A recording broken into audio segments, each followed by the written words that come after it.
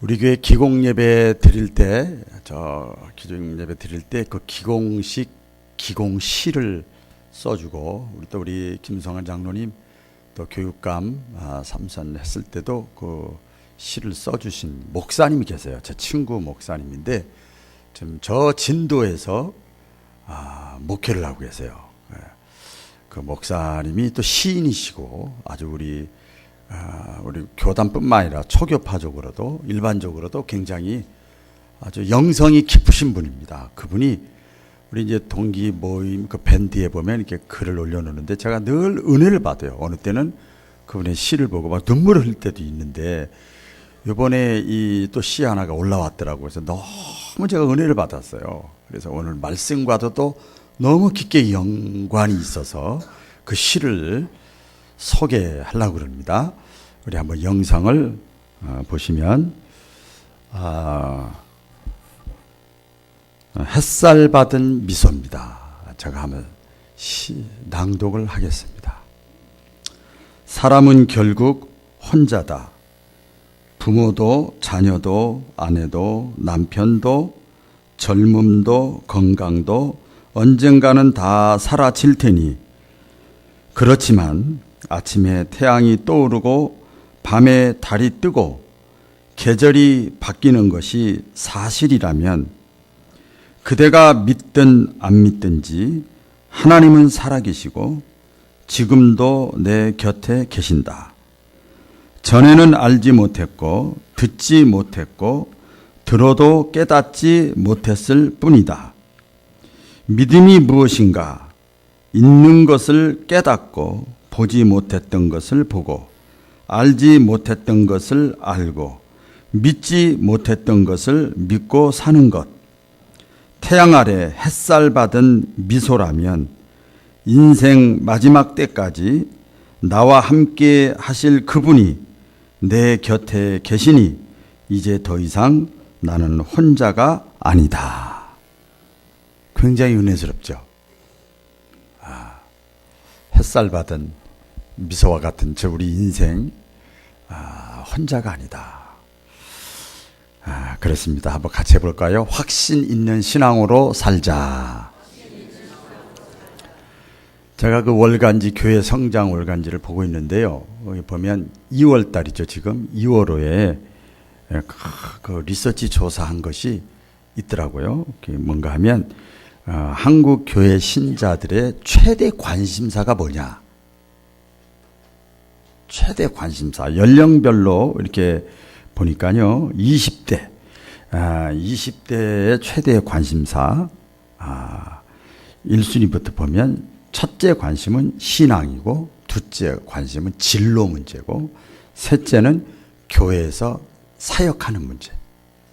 신자들 중에서 30대의 관심사는 뭐냐? 첫째가 신앙이고 둘째는 가정이고 셋째는 이성 문제. 40대의 관심은 뭐냐? 첫째가 가정이고 둘째가 신앙이고 셋째가 물질 문제이고요. 50대의 관심은 뭐냐? 첫째가 똑같아요. 신앙과 가정이 똑같이 나왔어요.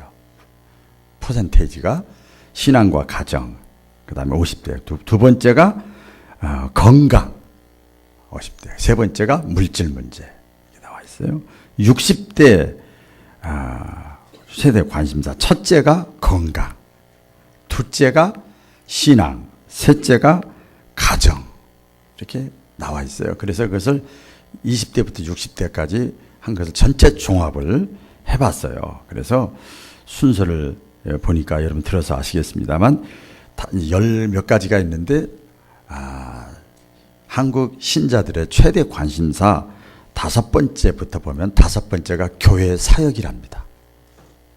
목회 참 참고가 많이 되죠. 두 번째가 물질 문제, 재정 문제. 네 번째가 그다음에 세 번째가 건강 문제, 건강. 그 다음에 두 번째가 가정 문제예요. 특별히 가정은 부부 문제, 자녀 문제, 부모, 자식 문제. 이게 원만한 가정이 별로 없다는 얘기죠.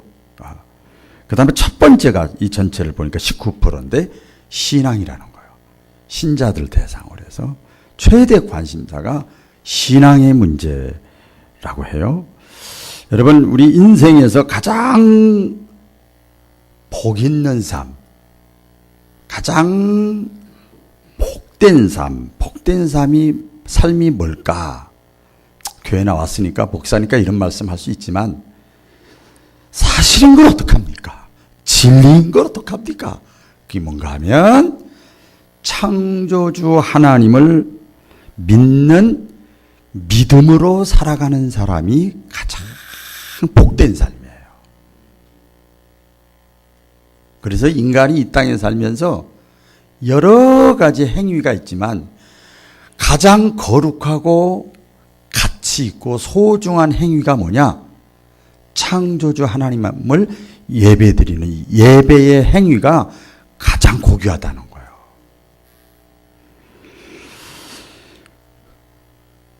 우리 로마서 1장 17절에 보면 그래서 오직 의인은 우리가 의인은 아니지만 예수 믿으면 하나님이 당신의 아들 예수를 믿었기 때문에 의인으로 불러주는 거예요. 인정해 주는 거예요. 오직 의인은 뭐로 살아요? 믿음으로 살리라. 할렐루야. 믿음으로 사는 거야. 믿고 나온 거예요. 행위, 율법, 형법, 민법 이런 걸 와서 우리가 이 자리에 나올 사람이 한 사람도 없어요.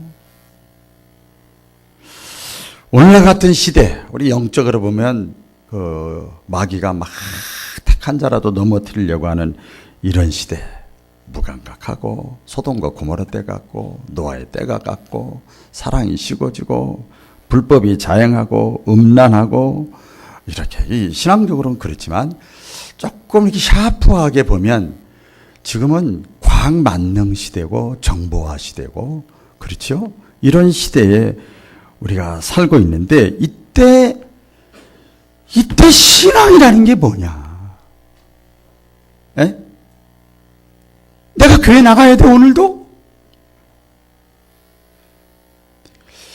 하나님은 어떤 분이고 성경은 도대체 뭐고? 신앙. 이럴 때 우리 성도들의 신앙관은 어때야 되는가? 결론부터 먼저 말씀을 드릴게요. 그것은 따라해 보겠습니다. 나는 하나님의 사람이다. 자, 오른손 드시고. 나는 하나님의 사람이다. 오늘 이것만 밤샜시다. 나는 하나님의 사람이다. 한 번만 더. 나는 하나님의 사람이다. 이게 흔들리면 안 돼요. 아무리 악하고 불법이 정상인 것 같고 정보화 시대, 과학 시대 막 하나님 없는 것 같은 이 시대에 있어도 어떤 경우에도 우리의 성도들의 신앙은 나는 하나님의 사람이다. 나는 하나님의 사람이다. 이 사실을 확신을 해야 됩니다. 그런데 우리가 이렇게 저 따라 하셨지만은 신앙생활을 하면서도 글쎄, 이제 글쎄가 나오죠. 글쎄, 하나님이 나 같은 사람을 정말 택하셨을까?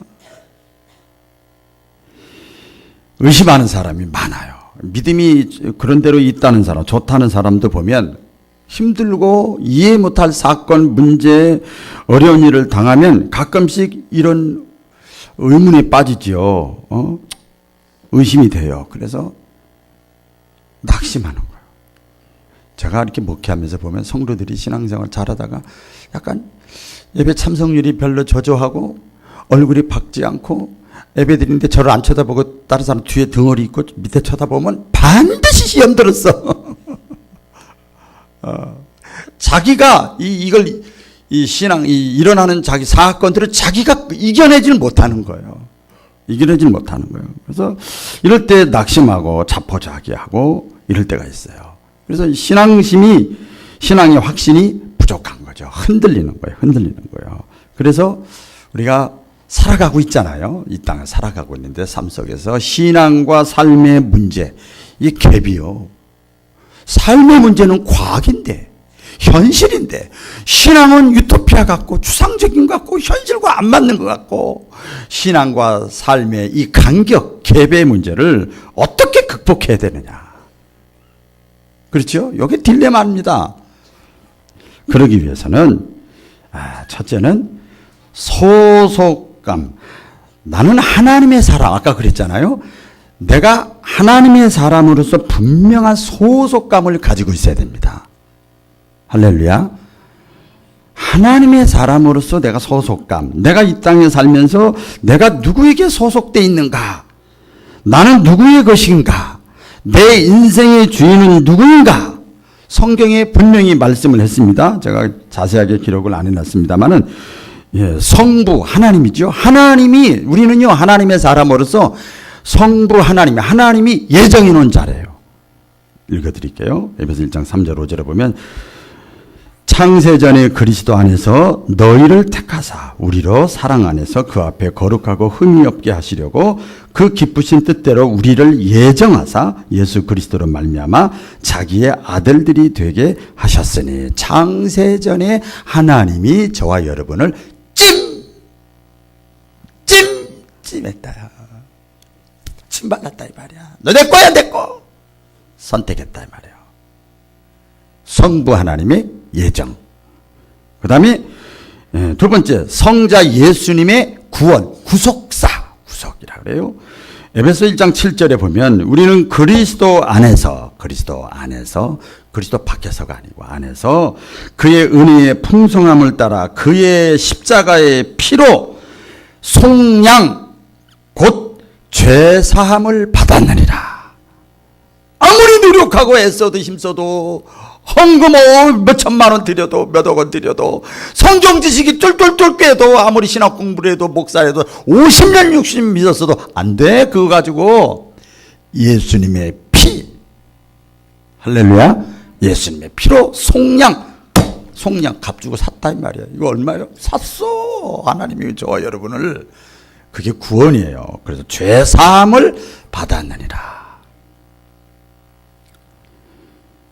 또 성령의 인침입니다. 우리 에베소 1장 13절에 보면, 성령께서 쉽게 말하면 인쳤다고 하는 것은, 이렇게 등기부 도에 가면 마지막 다 서류 다 했어도 어떤 서류를 다 꾸면서 끝에 가서 도장을 다 찍어야 돼요. 기부금 영수증 할 때도 우리 기독교에 대한 성결교회 도장을 딱 찍어줘야 그게 효력이 있는 거예요. 마찬가지죠. 여기 보면, 그 안에서 너희도 진리의 말씀 곧 너희의 구원의 복음을 듣고 그 안에서 믿어 약속의 성령으로 인치심을 받았으니. 하나님, 예수님이 승천하시면서 나 대신 내가 성령을 너희에게 보내주마. 그럼 성령이 보이지 않지만 영으로 와서 내가 하나님의 아들인 거, 하나님이 나를 택한 거, 하나님의 아들 예수님이 나 때문에 죽으셨다는 거, 예수님을 믿으면 죄사함 받는다는 사실을 성령님이 오셔서 깨달아지게 하셔. 믿어지게 하셔. 할렐루야. 성령께서, 그래서 성부의 예정, 성자의 구속, 그 다음에 성령의 인침, 그 받은 사람이 누구냐? 바로 당신이야. 바로 당신. 바로 저고 여러분이에요. 아무리 세상이 악하고 아무리 하나님 없는 세상같이 보여도 하나님이 예정하시고 예수님이 우리를 구원하시고 성령이 딱 인쳐놓으신 분이 저와 여러분이요. 우리가 하나님께 소속돼 있는 사람입니다. 그래서 이렇게 하나님이 예정하시고 예수님 십자가상에서 죽으시고 성령님을 통해서 믿음의 선물을 주셔서 우리를 구원하는, 그래서 하나님께 소속되게 하는, 하나님의 자녀되게 하는, 이것이 하나님의 신학적으로 구원의 원리라고 그래요. 이걸 구원의 원리, 하나님의 구원의 섭리라고 그래요. 하나님의 구원의 계획이라고 그래요. 하나님의 작정이라고 그렇게 얘기를 합니다. 오늘 이제 본문 말씀에 보면은요, 한번 다 같이 읽어볼까요? 시작. 오직 너희는 택하신 족속이요 왕같은 제사장들이요 거룩한 나라요 그의 소유된 백성이니 이는 너희를 어두운 데서 불러내어 그의 기이한 빛에 들어가게 하신 자의 아름다운 덕을 선전하게 하려 하심이라. 너희가 전에는 백성이 아니더니 이제는 하나님의 백성이요 전에는 긍휼을 얻지 못하더니 이제는 긍휼을 얻은 자니라. 우리의 소속을 지금 얘기하는 거예요. 오직 너희는 네 가지를 얘기를 해요. 택하신 족속이다. 하나님이 택했어. 왕 같은 제사장이다. 목사만 제사장이 아니에요. 여러분도 다 제사장이요. 그 다음에 뭐라고 그래요? 거룩한 나라요. 대한민국 시민권을 가지고 있지만 천국의 시민권도 가지고 있어. 할렐루야. 그 다음에 그의 소유된 백성이요. 내 인생의 주인은 나야. 그게 아니고 내 인생의 주인은 하나님이야. 아까 속량 피값으로 샀단 말이에요. 샀단 말이에요. 내 소속감이 분명히 있죠. 너희가 전에는 백성이 아니더니 하나님의 백성이 아니더니 이제는 예수님을 영접하는 순간 하나님의 백성이 됐고 하나님의 왕이고 우리는 다스리는 백성이 됐고 전에는 긍휼을 얻지 못하더니 이게 뭐예요? 너희가 전에는 법으로 율법으로 되면 우리가 오매 기주고 어이구 기도도 못하겠어. 너무 내가 율법적으로 부족한 게 많잖아요. 죄스러운 게 많잖아요. 그래서 긍휼을 얻지 못하. 율법의 잣대로 되면 그래요. 전에는 그랬어. 그러나 예수님을 믿고 나서 율법의 요구가 뭐냐? 죽어. 죄값은 죽음이야. 예수님이 대신 죽어줬잖아요. 그래서 그 예수님을 믿으니까 이제부터는 믿었는데도 죄죠. 그러니까 그 다음부터는 내 자녀가 됐으니까 하나님께 소속됐으니까 하나님이 긍휼히 여겨주는 거예요. 할렐루야. 긍휼히 여겨주는 거야. 여러분 자녀들 잘못해도 긍휼히 여기잖아. 내 자식이니까 똑같은 거지요. 이제는 긍휼을 얻은 자니라. 은혜의 사랑, 십자가의 사랑에 적용을 받고 우리는 살아가는 사람들입니다. 선포합니다. 우리가 비록 지금은 예수 믿고 천국 간 건 아니잖아. 이 땅에 살고 있지만 나는 하나님의 사람이야. 나는 하나님께 소속된 사람이야. 나는 하나님께 선택받은 사람이야. 이런 확신을 가져야 아무리 세상에 악하고 아무리 우리의 마음을 흔들어 놓고 이 세상의 풍조가 다가와도 흔들리지 아니하고 담대하게 신앙생활의 승리자가 될 줄로 믿습니다. 결코 세상에 속지 마세요. 이런 확신이 있어야 됩니다. 그 신앙과 삶의 이 간격을 이렇게 내가 분명한 나의 소속감을 가지고 있어야 여러분 흔들리질 않는 거예요. 두 번째는 내가 하나님의 사람으로서 똑같은 거죠. 하나님의 사람으로서 내가 가치 있는 존재다. 자, 옆에 사람과 한번 해보겠습니다. 자, 당신은 가치 있는 사람입니다.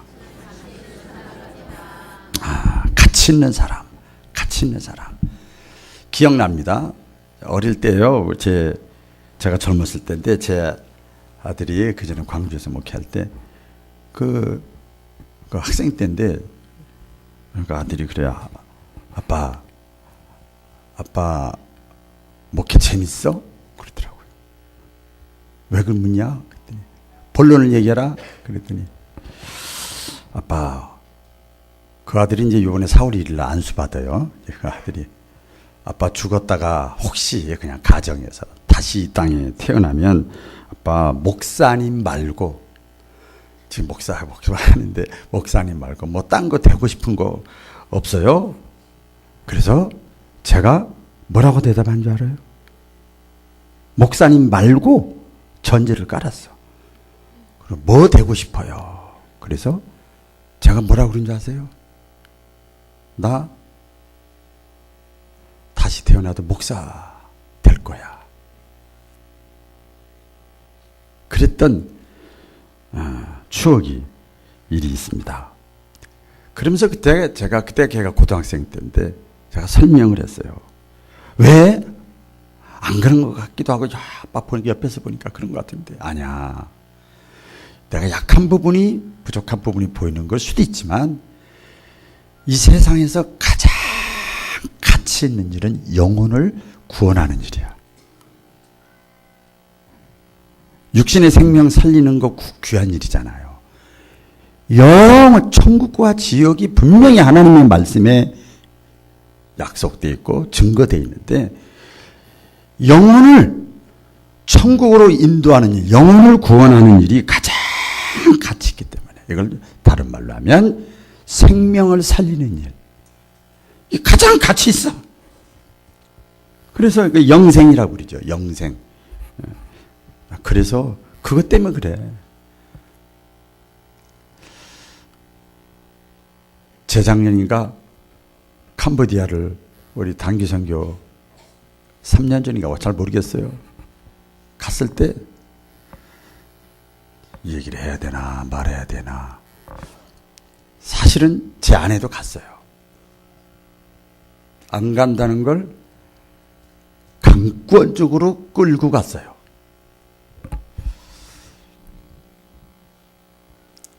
왜 그랬는가? 새벽에는 제가 가끔 하는데 낮에 조심스럽지만, 물론 목회가 행복하고 즐겁고 좋지만 관리하고 세워나가는 것도 아름답고 가치 있는 일이지만, 복음을 전했을 때 예수 믿는 사람이 생겨나는 거, 영혼이 구원받는 모습, 그 하나만 보면 막 감동이 와요. 막 너무 행복하고 막 감동이 밀려오거든요. 단기 선교 가서 제가 몇 번 가서 그런 감동을 느꼈어요. 그러니까 아니 말씀드렸잖아요. 12살, 9살 애가 막 눈물을 흘리면서 기도한다니까요. 찌찌코 이렇게 나오는 애가. 그 기도하는 걸 얘기 선교사한테 들어보니까 나라와 민족과 세계 선교를 위해서, 영혼 구원을 위해서 기도하는 거 울면서. 와, 그래 그 자체가 감동이야. 그 속에 하나님의 영이 들어간 거잖아요. 가장 가치 있는 일. 그래서 야, 하나님께 한번 가서 한번 보고, 걸골짝 빈들이라 할지라도 조금이라도 젊을 때 한 영이라도 구원하는데 한번 못 맞춰보자. 이렇게만 이야기할게요. 제 아내는 안 돼요 그랬는데 저는 막 그게 열정이 있는 거야. 여기서 간증을 수dob하고, 가장 왜 제가 다시 태어나도 목사 된다고 그랬는가, 가장 가치 있는 일이 영혼을 구원하는 일이에요.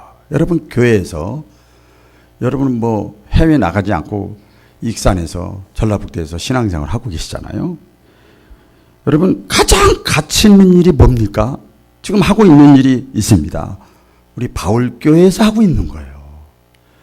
교육에 참여하거나 선교나 전도나 봉사나 구제나 헌금이나 예배, 설교 뭐 다 마찬가지, 찬양, 이 모든 것 다 이 뭐에 영혼을 구원하는 일에 조금씩 도와주는 거예요. 도와주는 거예요. 그리고 목회의 동역자가 되고 크게는 하나님 나라의 동역자예요. 다. 할렐루야.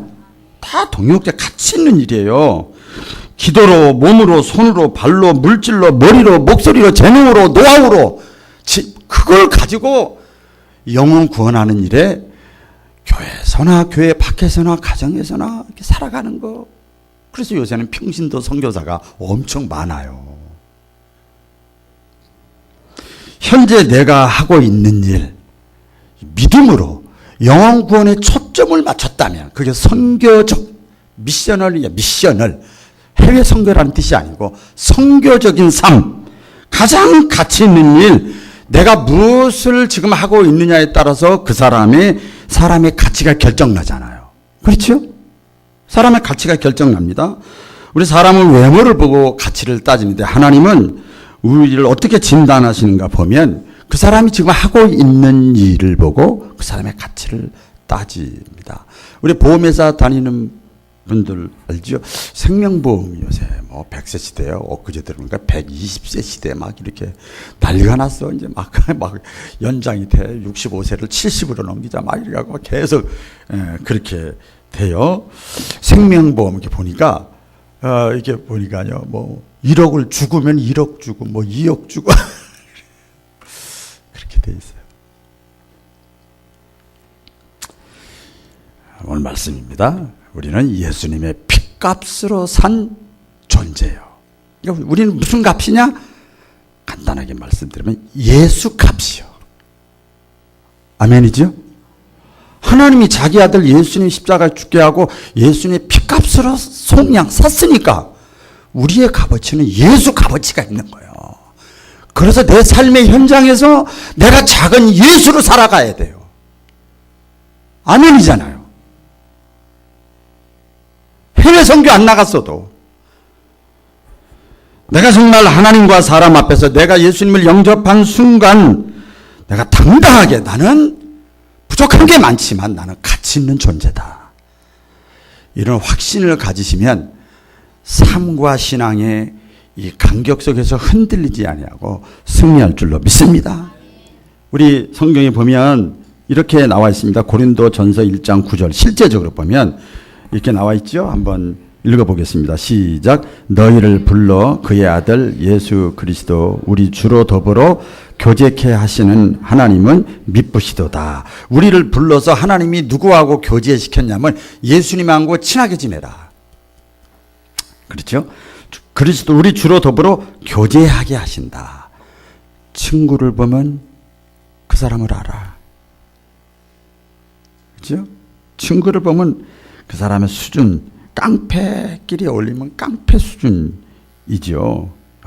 만약에 그 사람이 늘 자주 만나고 늘 자주 어울리는 사람이 그냥 사회적으로 덕망이 있는 사람이라 그러면 그 사람도 그 사람의 가치도 덩달아 올라가요. 덩달아 올라가는 거예요. 누구하고 내가 친하게 지내고 교제를 하느냐. 그런데 보니까 우리를 불러서 하나님이 예수님하고 교제하게 만들었대요. 할렐루야. 예수님하고 교제하게, 우리와 교제하시는 분이 예수님이에요. 어떻게 교제하는 거지요? 간단하죠. 예수님 안 보이는데 어떻게 교제해요? 이런 소리 제가 알려드릴게요. 예수님과 교제하는 것은 말씀을 듣는 거예요. 대화하고 나누고 소통하고 얘기해. 말씀을 듣고 나도 하고 그것도 기도하는 거예요. 기도하고 그 다음에 찬양하고 잘했으면 박수 쳐주고 격려해주고 잘못했으면 찔러대지 않고 다시 또 괜찮아 해주고 그게 교제지.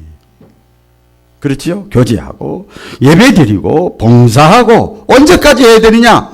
여기 보니까 세상 끝날까지 내가 너희와 함께 있을 테니까 한 달, 두 달 그냥 그렇게 하지 말고 주님 나라 갈 때까지 내 생명 다할 때까지 내가 건강할 때 주님과 교제하는 거예요. 예수님 그랬어요. 나를 믿고 내가 행하는 대로 같이 나하고 같이 어울려서 하는 사람은 누구든지 나의 친구가 된다 그랬어요. 교제하는 거예요. 예수님과 친구가 돼서 교제하는 거예요. 예수님이 누구예요? 세상 사람들은 그러잖아요. 뭐 슈퍼스타다, 뭐 4대 성인 중에 하나다, 뭐 그렇게 뭐 인류 역사의 주인공이다. 지금 2019년이 뭐 예수님 태어난 날짜로 기점으로 2019년이 이루어지잖아요. 그렇게 하지만 성경에서는 예수님은 하나님이시다. 예수님은 하나님의 아들이시다. 예수님은 창조주이시다. 길이고 진리고 생명이시다. 온유하고 겸손하시다.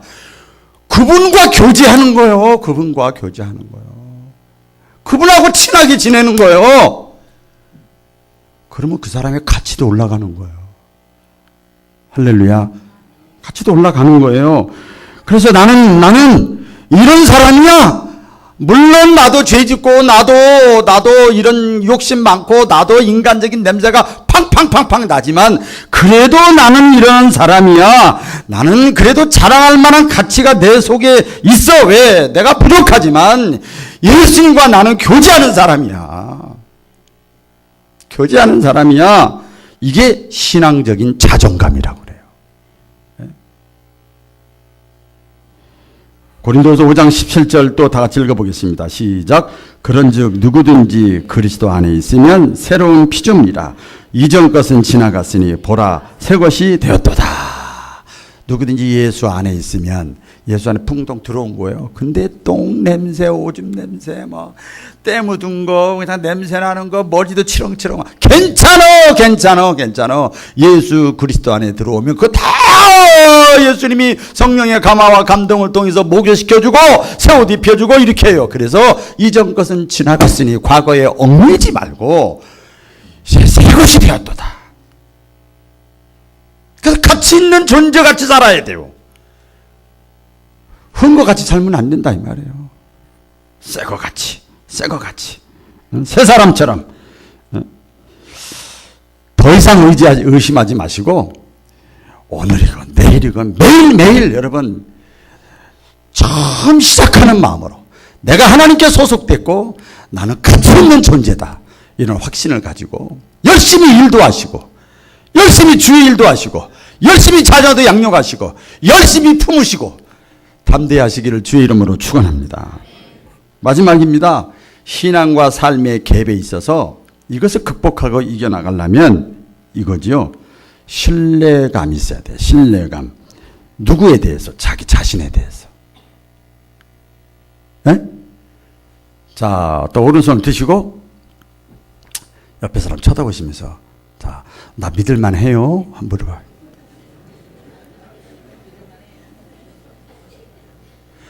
충청도식으로 웃지만 말고 대답을 해봐요.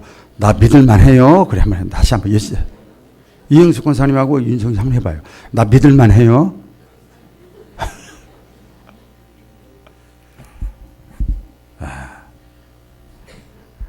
웃는 이유를 전 다 알아. 믿을만 하지 않는데 그렇게 질문하는 게 웃기는 거야. 자, 내가 하나님께 소속된 사람이야. 그 다음에 가치 있는 존재로서 확신을 갖고 있어. 근데 누가 알아줘? 자기 혼자 그렇게 생각하는 거지. 이럴 수 있잖아요. 그렇죠? 자기 혼자만 뜨거워가지고 은혜 받아가지고 난 하나님께 소속된 사람이야. 나는 가치 있는 존재야. 그런데요. 내가 가치 있는 존재로 인정받는 사람이 되고 삶을 살려면 신뢰받는 사람이 돼야 돼요. 믿을 만한 사람이 돼야 돼요. 믿을 만한 사람. 또 찔리죠, 여기서. 근데 우리는 저 자신부터 부족한 게 너무 많아. 부족한 게 너무 많아요. 허물도 많고 약점도 많고 불완전하고 내 모습, 나도 신뢰를 나를 못하겠는데 다른 사람한테 내가 어떻게 신뢰받는 존재가 될 수 있어? 이럴 때가 있지요. 그래서 막 그냥 주눅이 들 때가 있어요. 그런데 보세요. 그런데 그럼에도 불구하고 따라해 보겠습니다. 그럼에도 불구하고 성경은 말하기를, 하나님은 말씀하시기를, 우리 예수님은 말씀하시기를, 또 신앙의 많은 사람들이 고백하고 확신하기를, 주님이, 하나님이, 성령님이 내게 힘 주시고 능력 주시고 함께 해 주시고 도와주시면 나는 신뢰받을 만한 사람이 될 수 있다. 에? 신뢰받을 사람으로 하나님이 나를 변화시켜 주실 것이다. 나에게 능력을 주시면, 나와 함께 하시면 내가 변화될 수 있어. 우리 성경에 그런 분들 많잖아요. 사기꾼 누가 있죠? 야자 곱자 야곱. 사기꾼이야. 어떻게 부모도 속이고 아버지도 속이고 형도 속이고 외삼촌도 속이고, 그게 나쁜 사람이야. 그런데 야곱이 어떻게 됐어요? 하나님 도와주세요. 나는 이렇게 형편없는 사람이에요. 자기 잘했다는 게 아니에요. 그랬더니 결국은 어떻게 됐어요? 하나님이 도와주시니까 환도뼈가 부러지는 상황에서 기도하다가 어떻게 됐어요? 하나님이 도와주시니까 야곱이 변하여 이스라엘이 됐잖아요. 얼마든지 변화될 수 있어요. 전 목회하면서 또 제 자신을 보면서 1년 전에 저 사람이 이랬다고 해서 지금도 그럴 것이다? 그러면 교회 못 하러 다녀. 아니요. 누구든지 새로워질 수 있어요. 야곱이 변하여 이스라엘이 되고, 신약에 또 누가 있죠? 우리 무슨 교회예요? 사울이 변하여, 핍박자가 변하여, 교만했던 이 사울이 변하여 어떻게 됐어요? 주님의 성령이 함께 해주고 도와주니까, 능력을 주니까 바울이 됐잖아요. 그래서 신뢰받을 만한 사람이 된 거예요. 예수님의 제자 누가 있어요? 선임 제자 베드로. 근데 원래 베드로가 베드로가 아니에요. 시몬이었어요. 시몬. 근데 이 실수하고 배신자 때리고 막 예수님을 저주까지 했던 사람이에요. 자격이 없어. 신뢰받을 만하지 못해. 그런데 하나님의 성령이 함께하고 주님이 찾아와 주시니까 베드로가 된 거예요. 믿으시면 아멘. 우리 성경을 보면요, 저는 이 말씀을 준비하면서 성경을 이렇게 보니까 다 읽지는 않았지만 이렇게 이 말씀과 비교해서 이렇게 찾아보니까 성경은 우리가 죄인이다, 보잘것없다, 형편없는 존재다,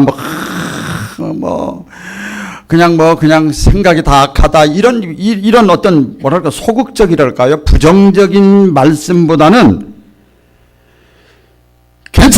괜찮아. 내가 도와줄게. 회개해. 다시 너 일어설 수 있어. 너도 가능해. 이런 말씀이 더 많아요. 가득 차 있어요. 그러니까 부정적인 말씀보다는 그게 25%. 나머지 75%는 긍정적인 말씀이야. 할렐루야. 그렇게 하나님이 말씀을 하셨어요. 로마서 8장 32절 다 같이 한번 시작. 자기 아들을 아끼지 아니하시고 우리 모든 사람을 위하여 내어 주신 이가 어찌 그 아들과 함께 모든 것을 은사로 주시지 않겠느냐. 자기 아들까지 아끼지 않고 하나님이 줬는데 웬만한 거 다 봐주지. 안 그렇겠어요, 여러분? 자기 아들을 아끼지 아니하고 모든 사람을 위하여 모든 것을, 가장 사랑하는 예수 그리스도를, 자기 아들을 내어주신 이가 그 아들과 함께 자기 아들을 받아들이고 믿는 그 사람에게 은사를 주시지 않겠느냐. 선물을 주시지 않겠느냐. 주시지요. 자, 그 은사 선물이 나옵니다. 여기 보면 제가 요약을 해놨는데요. 고린도서 12장 4절 11절에 보면 각 사람에게 성령의 나타남을 주심은 유익하게 하려 함이라 하심이라. 어떤 이에게는 지혜, 어떤 이에게는 지식, 믿음, 병고침, 능력, 예언, 영분별, 방언, 통역함을 주시나니 이 모든 일은 같은 한 성령이 행하사 그 뜻대로 각 사람에게 나눠주시느니라. 이런 걸 줘가지고 신뢰받을 만한 사람으로 하나님이 은사의 선물을 다양한 걸 주셔가지고 믿을 만한 사람으로 세워가는 거예요. 돈 없으면 어떻고, 못 배웠으면 어떻고, 과거 이렇게 살았으면 어떠냐 이 말이에요. 적절한 때에 필요한 은사를 주셔서 사용하시고 믿을 만한 사람, 신뢰받을 만한 사람으로 인정받게 하시고 세워주시고 높여주셔요. 성경의 사사들이나 이런 예수님의 제자들이나 처음부터 다 인정받은 사람들 아니에요. 그래서 사도 바울이 그 하나님께 헌신의 사역을 감당할 때 하나님과 사람 앞에서 인정받고 또 신뢰받았었던 그 이유는 성경 나오지요. 사도 바울이 가문이 좋아서 인정받은 거 아니에요. 그렇죠? 족보가 좋아서 인정받은 게 아니에요. 배경이 좋아서 인정받은 것도 아니지요. 우리 잘 알지요. 그게 아니라 뭐예요? 사도 바울이 고백하잖아요. 그거 다 내려놓고 자신의 약함과 부족함을 겸손하게 막 고백하는 거예요. 나는 죄인 중에 괴수요. 나는 형편없는 사람이요. 당신들이 나로는 뭐 신앙이 좋다고 그러는데 나는요 진짜 나쁜 사람이에요. 그리고 하나님 앞에 그렇게 고백을 하니까 하나님이 그 사람에게 쏙 품어주시는 거예요. 그리고 네가 약한 데서 온전하여 지민이라. 할렐루야. 네가 약하고 힘들고 어려운데 그걸 고백하니까 내가 너와 함께 할게. 그래서 사도 바울이요 하나님 앞에 쓰임받는 사람 됐어요. 그때마다 사도 바울에게 지혜도 주시고 능력도 주시고 담대함도 주시고 믿음도 주시고 막 그렇게 한 거예요. 그래서 이 나오지요. 빌립보서 4장 13절 다 같이 시작. 내게 능력 주시는 자 안에서 내가 모든 것을 할 수 있느니라. 또 로마서 8장 30절 시작. 이 모든 일에 우리를 사랑하시는 이로 말미암아 우리가 넉넉히 이기느니라. 할렐루야. 넉넉히 나를 사랑하시는 이로 말미암아. 누가 뭐래도 나는 하나님께 소속된 사람이고 나는 가치 있는 사람이고 나는 부족하지만 하나님 나를 사랑하기 때문에 넉넉히 이길 수 있어. 이길 수 있어. 그래서 당당하게 흔들리지 아니하고 확신 있는 신앙으로 살아가야 거기서 마귀도 떠나가고 할렐루야 하나님의 살아계심도 더 체험하고 그런 은혜 그런 축복이 저와 여러분에게 임하기를 축복합니다. 그리고 다 같이 한번 재창해 보겠습니다. 자, 마지막으로 따라해 보겠습니다. 예수 믿는 나는 하나님께 소속된 사람이다. 믿으시면 아멘. 자, 두 번째. 그러므로 나는 가치 있는 사람이다. 아멘. 마지막입니다. 이제 나는 하나님께서 힘을 주시면 하나님이 함께 하시면 뭐든지 할 수 있다. 할렐루야. 이런 믿음으로 확신을 가지고 승리할 수 있기를 축복합니다. 기도하겠습니다.